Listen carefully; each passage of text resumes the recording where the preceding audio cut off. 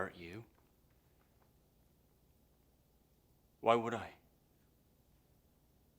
It's not my aim to destroy everything in my path.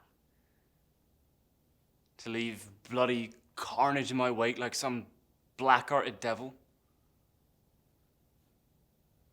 And I don't intend on taking vengeance on you either, Captain.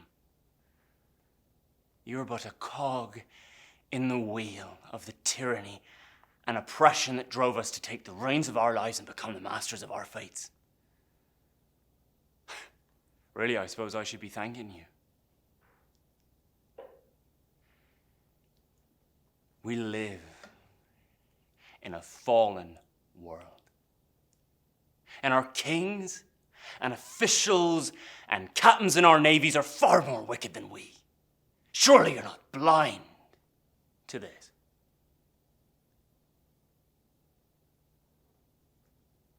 I was 16 years old when I walked into that pub back home in Devon. 16 years old when that recruiting officer came in with his thin hair and twisted lips, started chatting me up, buying me drinks. 16 when I felt the cold metal of the king's shillings at my lips. And my blood ran cold then, because I knew I wouldn't be going home that night. I knew I'd never see home again, like as not. And since then I've seen the skin flayed off men's backs, cabin boys, children, beaten to death. All under the protection of the law. Think about our lives, Captain. Endless months sailing from port to port under the blistering sun.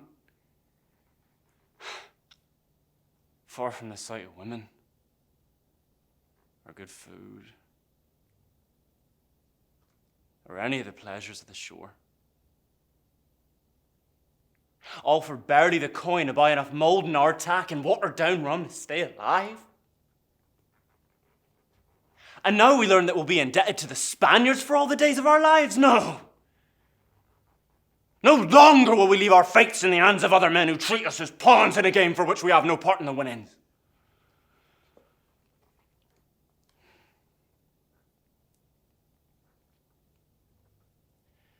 We were born to be free men. To cut through the water as quiet as the night and take what goods we need to satisfy the desires of our hearts. As free as the sea wind. Living the way we please until we're beckoned to the other world when the time comes. You sure you choose not to be one of that party?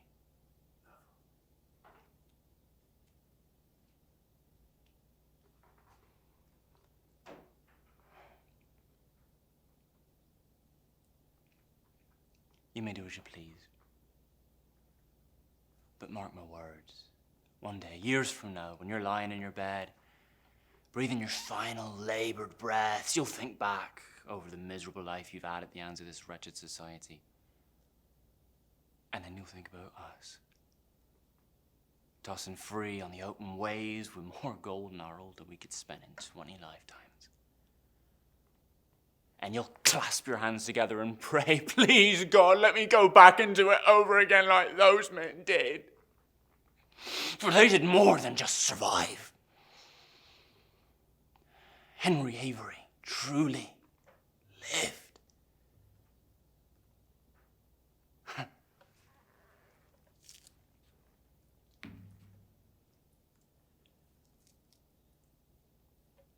It's not in my interest to kill you, former captain. I am but a man of fortune,